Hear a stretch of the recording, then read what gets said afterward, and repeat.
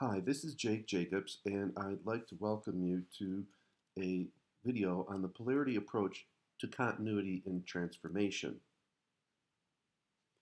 Purpose of this review is to enhance your consulting work through polarity thinking in three different ways. First, seeing how we can create client resistance all on our very own with the best of intentions. Two, learning how we can channel this resistance into becoming a powerful resource for change. As Ron Lippitt said years ago in an article, utilizing resistance as a constructive resource for change. We're going to take a look at how polarity thinking can help with that.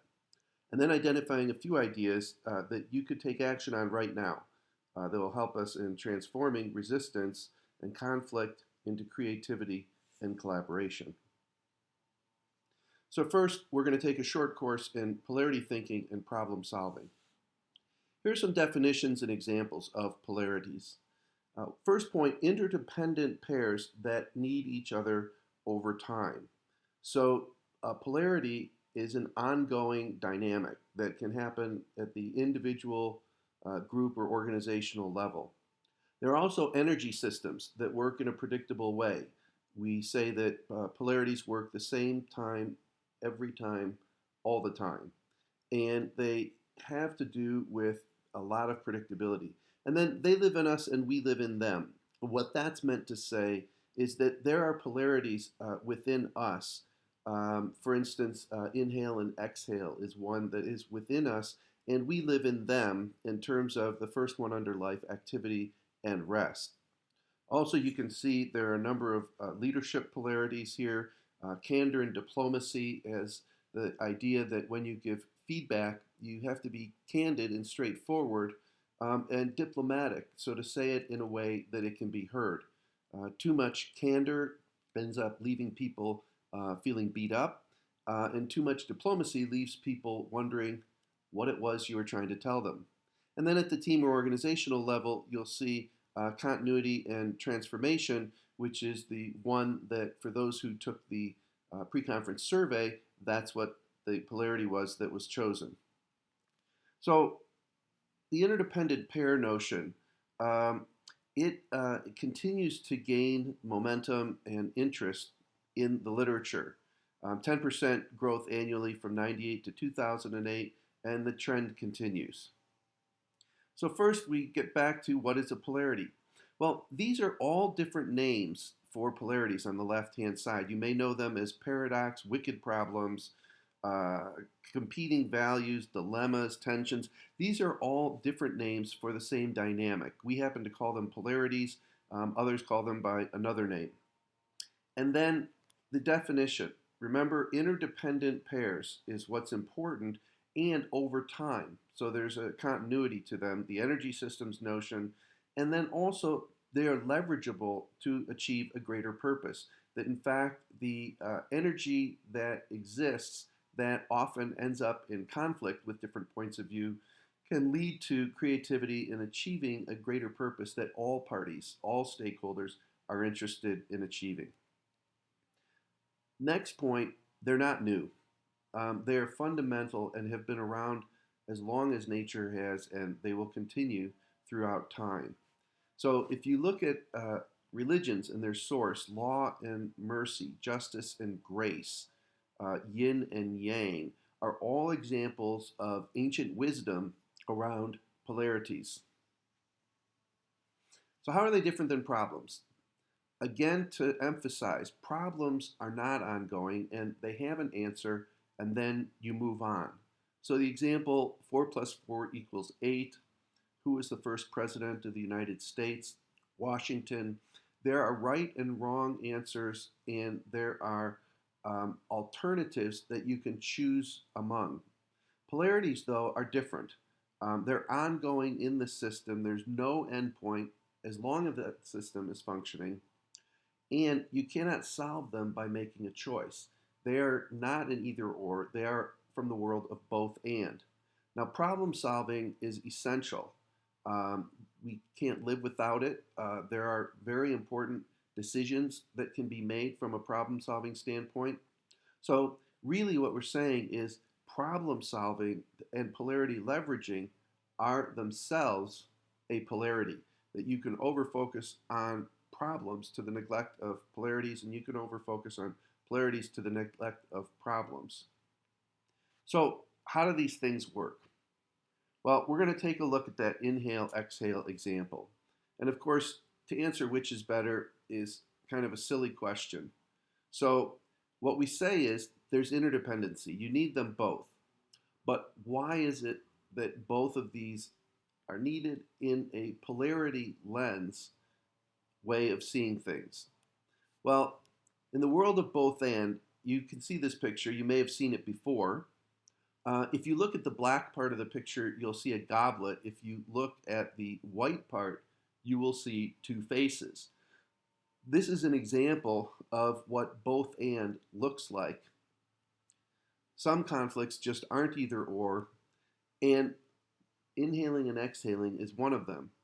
So there's a mapping step here that looks at the benefits of both with those plus signs and the costs of over-focusing on either, which are the negative signs. So a benefit of inhaling is that you get oxygen.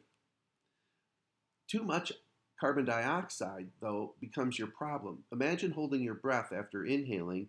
You have carbon dioxide too much, and you have gotten your oxygen, but over-focused on inhaling. So what you need to do is come to the other upside of the next pole. You get rid of carbon dioxide by exhaling. But imagine exhaling and then holding your breath, and you have another problem, which is you have a lack of oxygen. So if you connect these and see how the energy moves through this polarity from the upside of inhale, too much of that gives us the downside of inhale, too much carbon dioxide. The upside of exhale, we get rid of that carbon dioxide. And then the downside of exhale, by over-focusing on it, you get a lack of oxygen. So this shows us the same dynamics with the word thrive at the top, which is a greater purpose statement. If we do this well, inhaling and exhaling, we can thrive.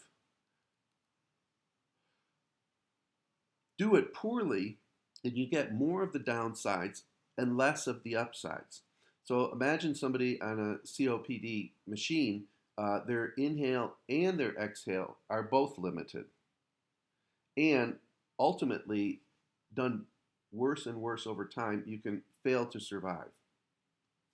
But there's a better story to be told as well when we look at the upside, getting more of the upside and less of the downside.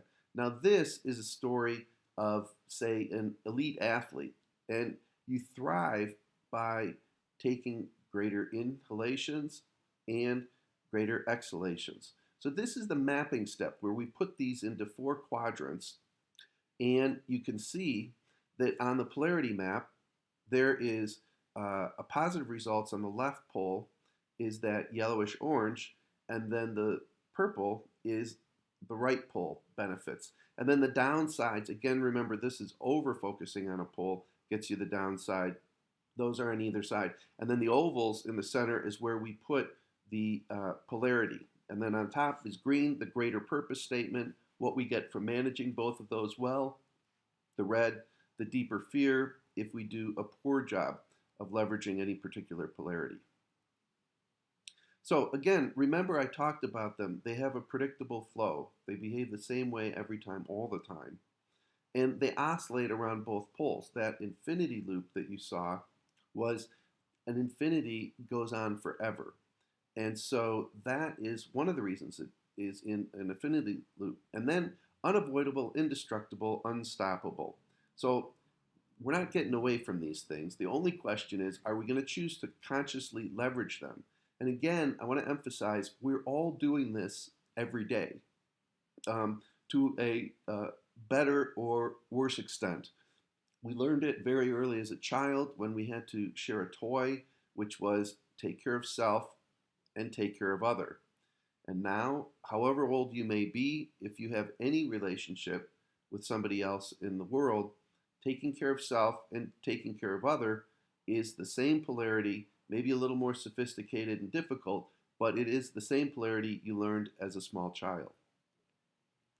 So these are organizational polarities that we've identified. And you, as you read through these, you see the third one, cost and quality.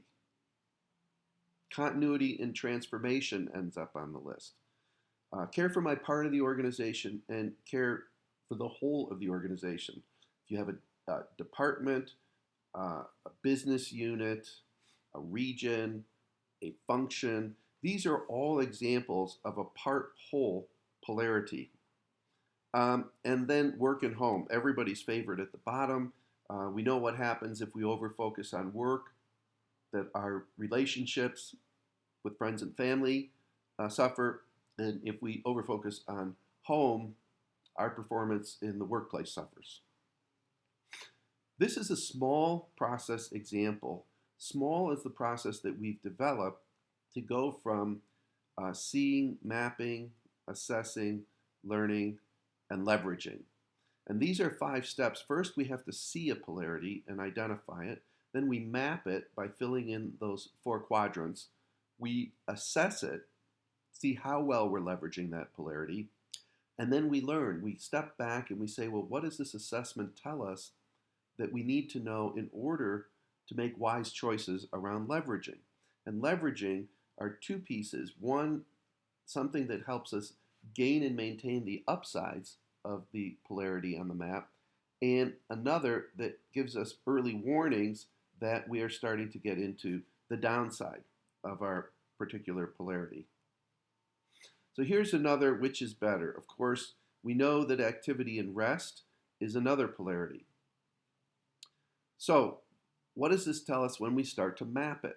And again, when you map it, the key is the person doing the mapping owns the map. There may be language differences that you have as a facilitator, what the person or people that you're working with identify as the map elements are theirs. If you find that in a team there are different perspectives, this is not wordsmithing, this is what matters. And so you take the time to figure out what those words are. In this example, we're going to look at a marathon runner. So the upside of activity leads to increased endurance. The downside, too much activity, you can get injured. The benefit of rest, your muscles rebuild. And in fact, during rest is when muscles build, not during exercise. But too much rest, and you see that muscles can atrophy. Also, your stamina can decrease. There are a lot of things with too much rest. And then since we know how a polarity loop works, or an infinity loop, we go from increased endurance to a muscle injury to muscles building and muscle atrophying. So the idea is to get more of those positive benefits and less of those negative costs.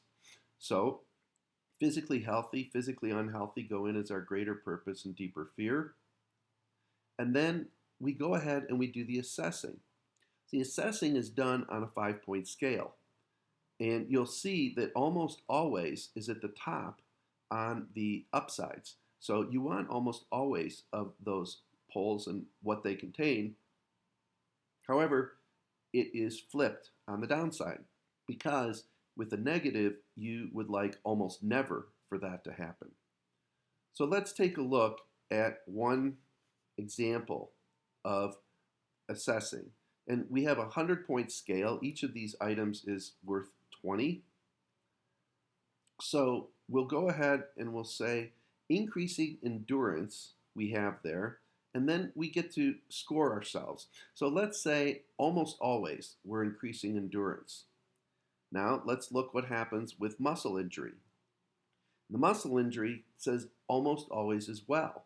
So we're getting a lot of endurance, a lot of injury, and that's telling us that we are spending a lot of energy on activity and we are paying a price for it.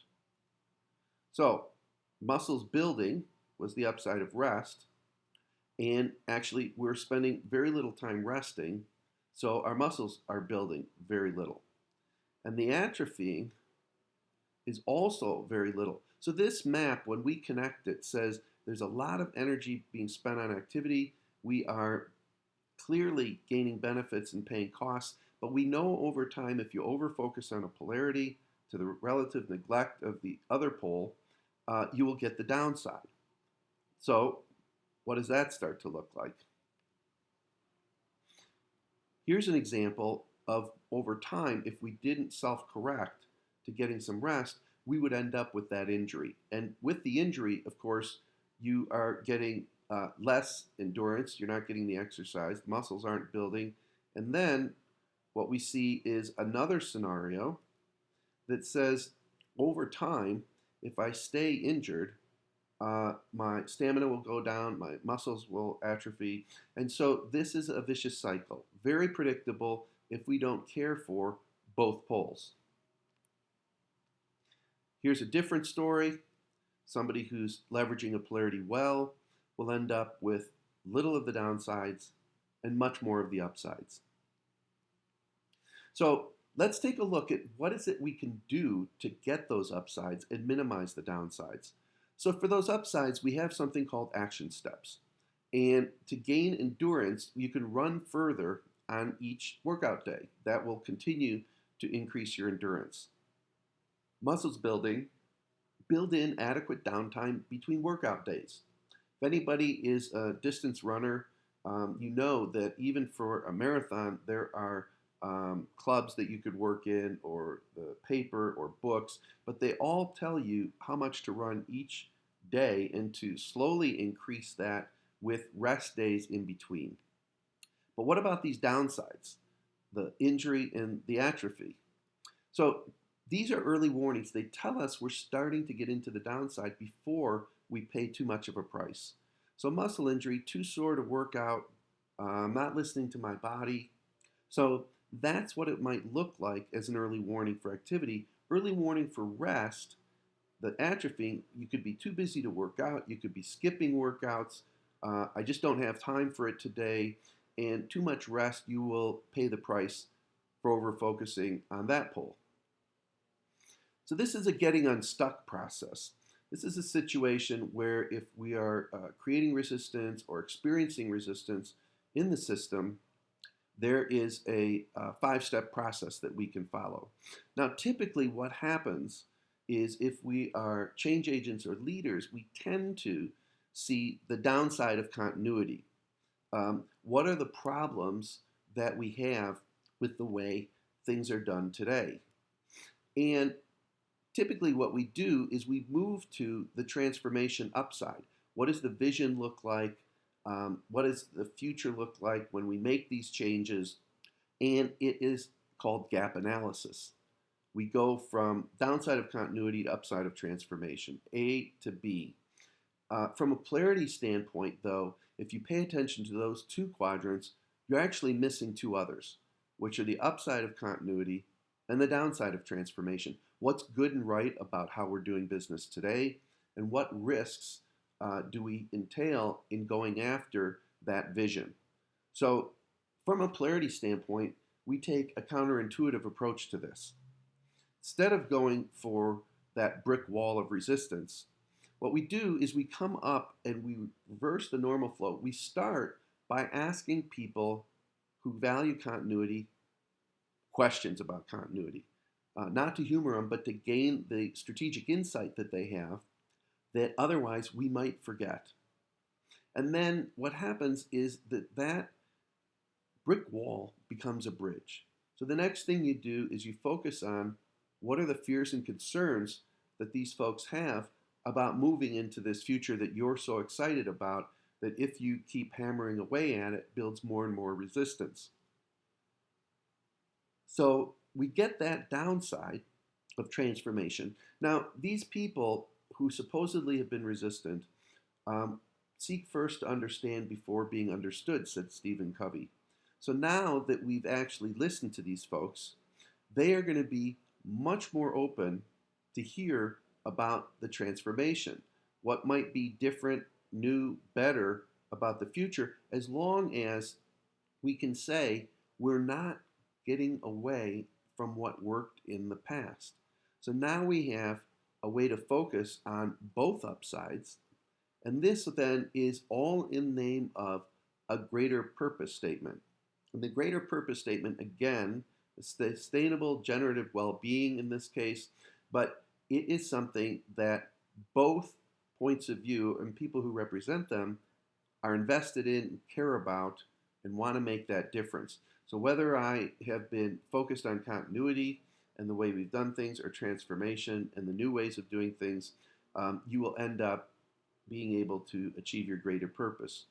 The other point I'd like to make is when you get a list of the upside of continuity in terms of paying attention to core values, say, leading with predictable processes that have made us successful in the marketplace, or transformation, when you look for breakthrough ideas and new markets to move into, regardless of which pole you may favor, they all sound like good business.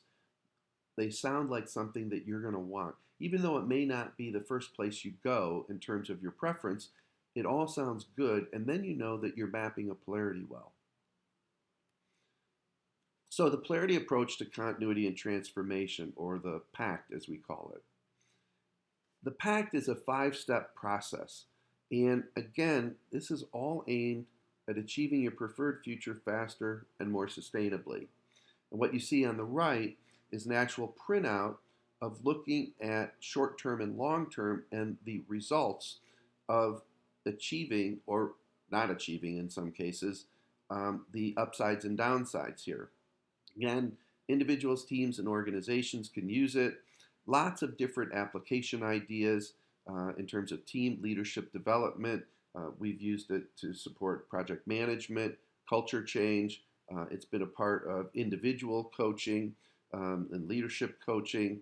All of these are different opportunities to apply the PACT. So now we look at continuity and transformation through the lens of the PACT. So these are the individual items that you can fill in on a map. And these individual items then become the questions in the survey.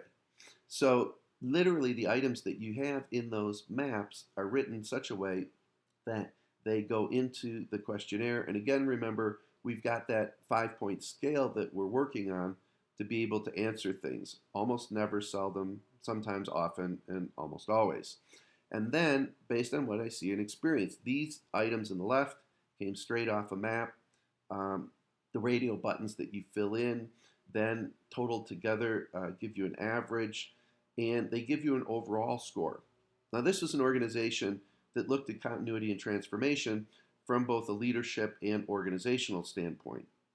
And you can see that we've put in vulnerable, danger, and good to great. So 0 to 40 would be danger, 40 to 60 vulnerable, 60 to 80 good, and 80 to 100 great. The items then, as you look at them, here is what an item by item score is when you're looking at one of these maps. So the overall score of 71 you see in the center, and then you can see the relative scores. For instance, question C, upper left-hand column, enduring core values and principles support consistent quality in my work. Clearly, a very high score there.